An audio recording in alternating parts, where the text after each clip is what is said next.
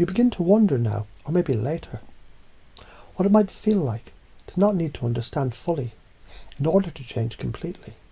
Because sometimes, when you stop trying so hard to know exactly how transformation happens, it begins to happen all on its own.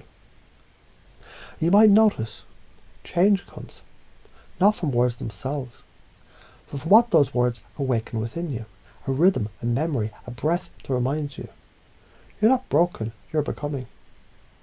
And if you remember forgetting what it was like to forget the pain, and then forgetting to remember why you held on so long, you just might find you can let go without even trying. So imagine a survivor of storms, a mind marked by the etchings of pain, a soul that used to tremble at the echo of triggers, who instead found within each trembling breath a rhythm, like music, the sound of healing unfolding. They didn't even know when it began. Just they started remembering differently. You see, it wasn't what happened that shaped them.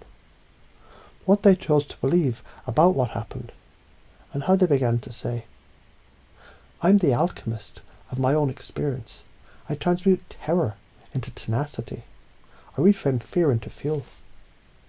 And the images began to shift. That loud crash in the mind became a quiet breeze. That frozen memory melted like ice, touched by sunlight. The weight in the chest turned into wings. You can picture this now, can't you? A garden once ravaged, soil cracked, flowers torn, and then something soft, unseen, started working beneath the surface. Roots rewiring, a system restructuring, a belief birthing from the ground up. Everything I need to heal is already within me, waiting for permission to grow. And by installing that root belief, the rest begins to bloom. You might wonder what it means to truly reprogram a mind, to install, not overwrite, but upgrade, to merge trauma into strength, pain into purpose, stories into sacred blueprints. Because when you see it all as feedback, not failure, when you realise that every pattern was once a solution, then even the old wounds become tools. You know, some people say that PTSD is a disorder. Others say it's a doorway, a pattern of deep survival training.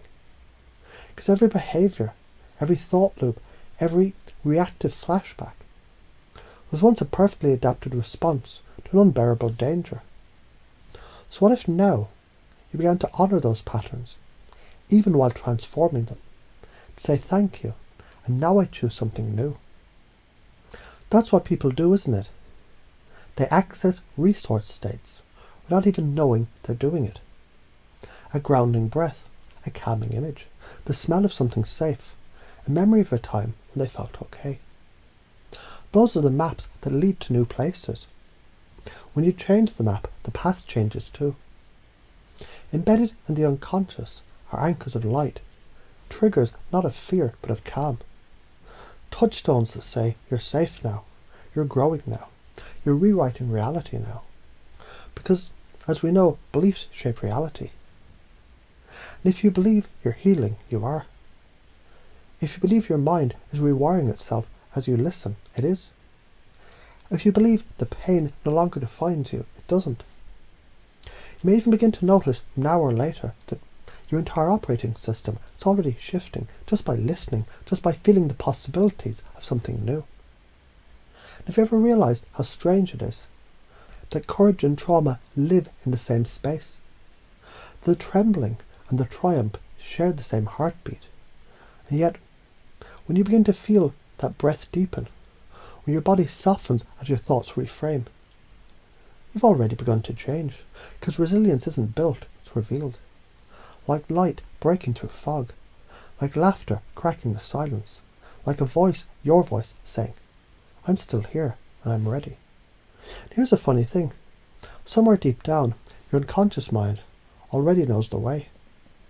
It's been waiting for permission, waiting for a metaphor, waiting for a moment like this one to begin the upgrade, to say, I'm not what happened to me.